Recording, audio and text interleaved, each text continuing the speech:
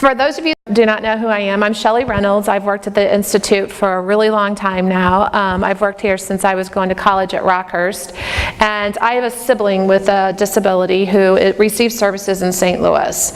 And both that and really the last couple years been specifically focusing on the role of families in the lives of people with disabilities. But before that, I had the honor of being able to work 12 years with the self-advocacy movement. And really got to understand from what we call the trenches, life with a disability, and understand what's going on in the day-to-day lives of self-advocates and people with disabilities. And it was an incredible honor that really continues to guide my thinking and guide my work, because ultimately that's what we're here for, is to help them have better lives. So I wanted to, many of you have seen this graphic before, but the sort of framework that we're really using is around LifeCourse, and it's different than lifespan. I've had some arguments with people that say, I don't like the word LifeCourse, people don't know what it means, and I said that's exactly the point, because then they have to learn something new, which they say they don't like that. I can't do anything about that.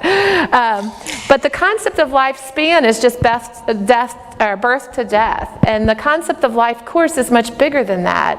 It's what's happening before you came onto this planet, and it's what's happening with the generations after you. And so when we think about our life course, it's much more than just when we think of our birth to our death. And so it really enables us to be thinking about families and family systems and other people that are part of who we are. And so we talk about the LifeCourse Framework, and the thing that's really important to us that we always point out is that it's built on life stages, right? It's built on 0 to 3. We talk about early childhood. We talk about school age. We move on to transition. We talk about adulthood, and we talk about aging. Now that doesn't seem new or unique. Only what's unique about it is that we say everyone has responsibility for every one of those stages. And if you look at the way our formal service systems have been designed, whether it's education or whether it's developmental disabilities, we're very focused on a specific age span. Well, I'm here to work with kids in early childhood, and what happens afterwards, not my problem, right? I'm here from 0 to 3. We got to figure this out with the here and now. If I work for the State Developmental Disability Agency, I've got to figure out why they just called me and how to meet their need right now. And so there's a lot of reality to that, but there's also the need to really think, what is our role in really what we call supporting someone's trajectory? What are we doing? How are we interacting with a family or a person with a disability that's going to impact them after they leave our services or after they move from this life stage? And so we really, really focus on those life stages to bring all life stages to the table. I remember a couple years ago I had one of our first meetings where we were talking about this, and I said, I want early childhood here, and I want aging here, and I want everybody in between here. And they said, well, what do we all have in common? What we all have in common is that we're trying to improve the lives of people. And so if we start with that commonality, how are we all trying to get there? But then if you delve into that a little bit further and you think about what's really happening in each one of your worlds, we all have very common goals, right? We want community living. Community living is a goal for aging, it's a goal for disabilities, it's a goal for early childhood as we're really focusing on moving that system to more a community-based system. So we all have that common goal of community living. So we start thinking about that, then we start thinking about things like, well, to live in the community, we have to have accessible transportation, and we should have universally designed homes. That doesn't matter which specific disability type I'm talking about or what age I'm talking about. Those are commonalities that we all have and that we all want. And then to talk even further about different other domains, we need money, because we live in America, and in order to do anything, we need money. And so we want to focus on employment and retirement and how are we utilizing the resources that we have so that we can have a house and we can have friends and go do things.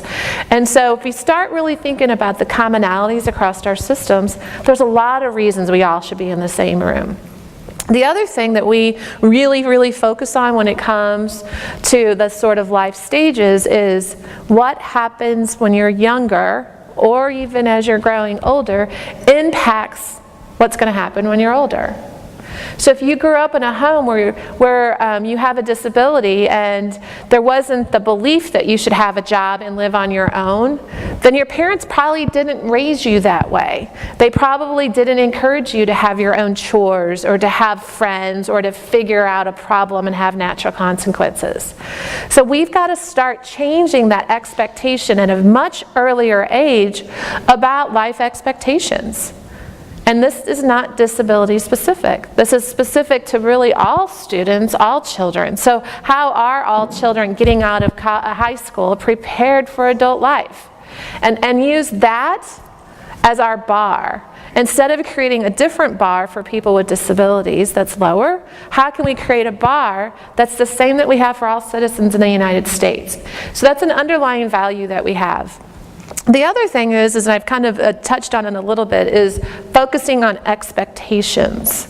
And so with the diagnosis, with a label, there comes a lot of stigma. There's a lot of fear, there's a lot of unknown, and we don't have a lot of role models or successes to fall back on in our own personal lives when one of our family members has been diagnosed with something. We refer to, oh my gosh, I remember those kids in that classroom, they were being made fun of. I don't want my kid to be made fun of. And oh my gosh, where are they going to live when they get older? Don't all people move to institutions? So you're falling on your own sort of archaic understanding of the disability field that maybe isn't the same with the reality of where services are being provided right now. So how can we increase our expectations for those with and without disabilities? And that changes a lot of different things when we have that conversation. So expectations is a big thing, and that if you look at the LifeCourse booklet, which I don't believe we have put in your thing, if you haven't seen it, we probably have copies for you to look at today. What that booklet does, it helps a person with a disability or their family really think about all the stages of their lives. So is my child going to birthday parties? Have I thought about safety? Are they home for 15 minutes? Do I use technology? And it starts kind of putting the types of expectations that should be in place. And then it's really kind of funny because people, the first time they see that book, they said, I don't have a kid with a disability, but this applies to my child. And so it's not written to be a disability life expectations, it's written to be life expectations and things to be thinking about across the lifespan. It's also designed as questions because I'm a firm believer that our field often likes to tell people what they should do. And we often ask for it as family members. What should I do next? He's turning 17 and a half. So what do? We tell him, you should go here, here, and here. You should call. How many times have you guys said that to families? You should. You should. And we need to really change from you should to let me tell you about some of your options. If you choose to do this, this might be what happens. If you choose to do this. We're not often as families given options. We're often told what we should be doing and shouldn't be doing.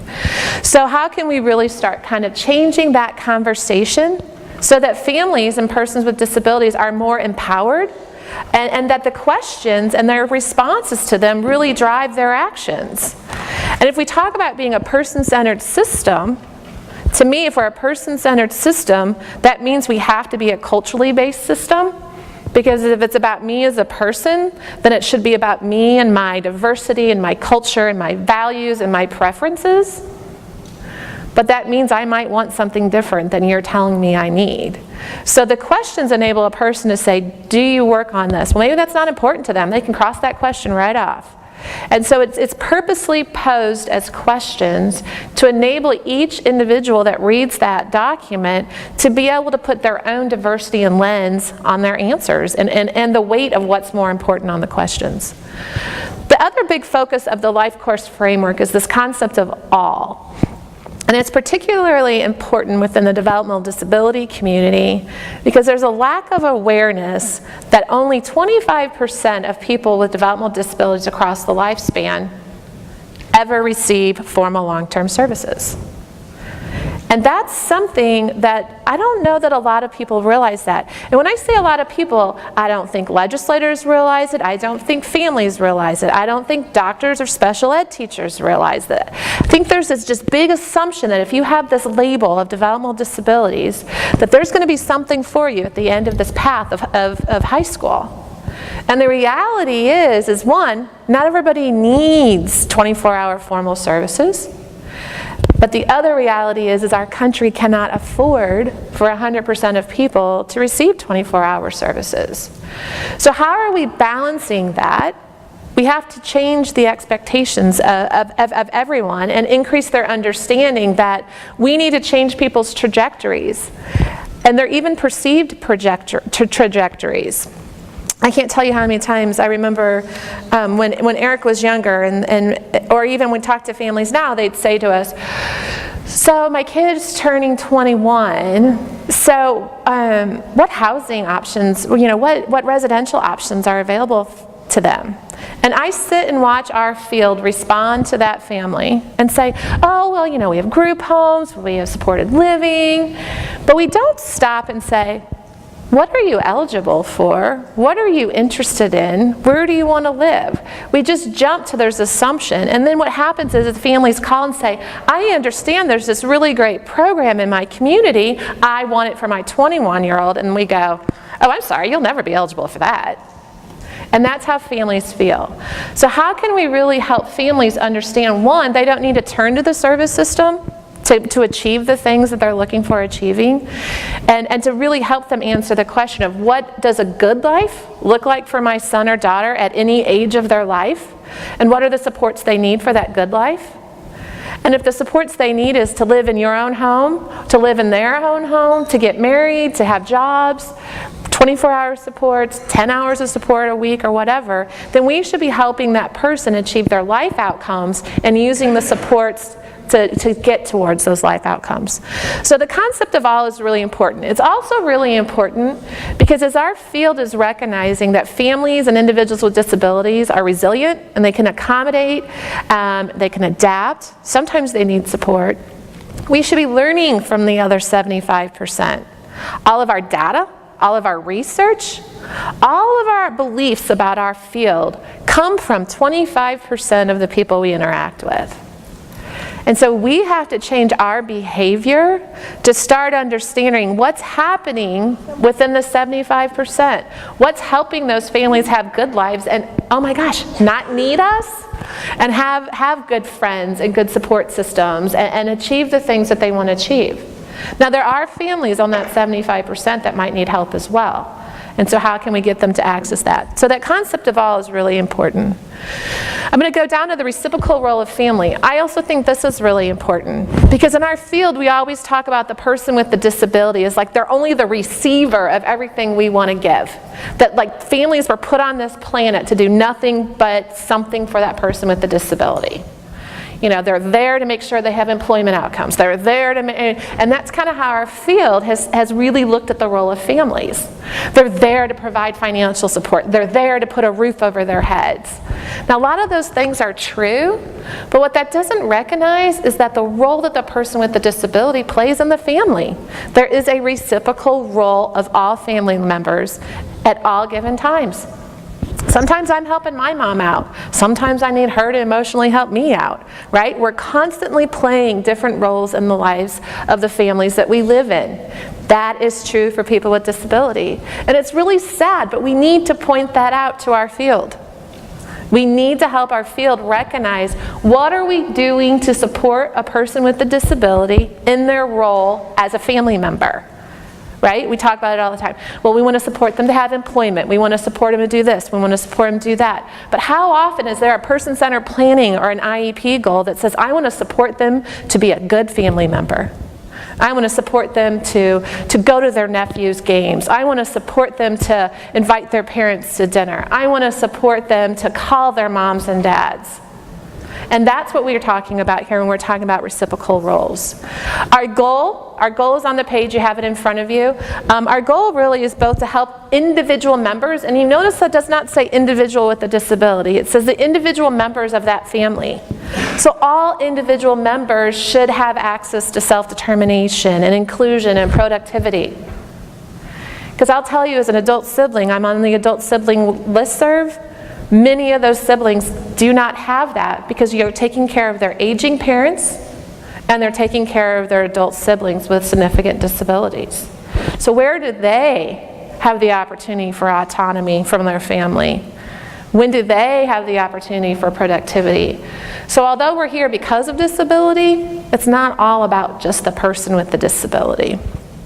So we want to recognize that families have roles, they're complex, and that they have goals as well. And they need things to be supported in the roles that they play in their family members' lives. When we're talking about the reciprocal role too, the other thing that's important to think about here is that for many families that have children with disabilities across that lifespan, those roles don't change. So for some of us who have kids who do not have a disability, maybe we help them make a friend when they were younger. Maybe we help them get to social events when they're younger. But then when they get older and start driving and start having their own lives, we're not helping them as much really ensure that they're being nice to their friends. But for someone that has an adult with a disability, there's times you might really have to focus on inclusion. And that's a role that never goes away for some adult family members. And so how are we recognizing and supporting that role? The other main components that we're going to be talking about later today is when we're talking about the supports that both an individual in the family needs or that the family with the disability needs, we kind of really put it into 3 buckets. And it's really important for us to always remember those 3 buckets, no matter what we do as a profession or no matter when we're talking to a family. We should be saying to them, not only talking to them about how do you get formal services. Oh, you should contact the regional office. Oh, do they have first steps? That's goods and services. We also need to make sure it's always 3-pronged.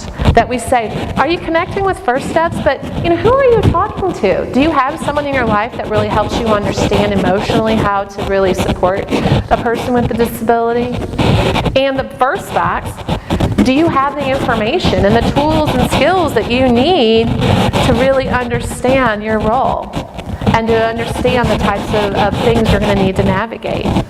So we need to stop just always focusing on the paid goods and services and make sure that every time, no matter who we are and what we offer them, that we always offer them the other 2 boxes if we're there just to offer them the one. The other thing is that many of you have seen is that as our field has evolved, our field has really become strong and it's really become focused on what's happening in the field and how to be evidence-based and person-centered and do all of these things. But when our field first was created, what we did was we siloed ourselves. We said we've got this specialized world to figure out. We have people with disabilities. We learn more about people with disabilities. We figured out how they can learn and how they can be a part of their communities. And as we did that, we got really good inside of our disability bubble.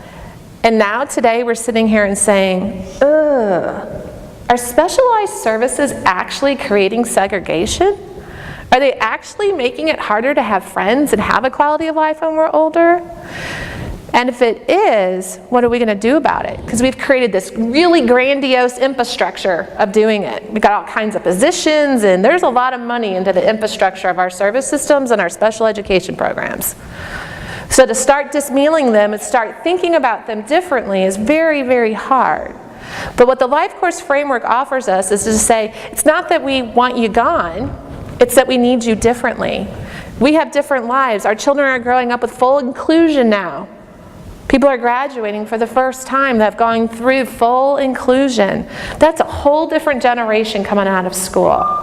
So that the lives they're looking for look more like the lives of you and I with the stars of support. And that's what the LifeCourse is really focusing on.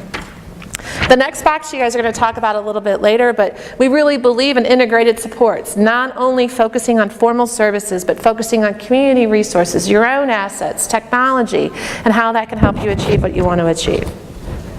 So that's just kind of an overview of the sort of framework that's really come from a lot of the discussions we've had over the last 4 or 5 years.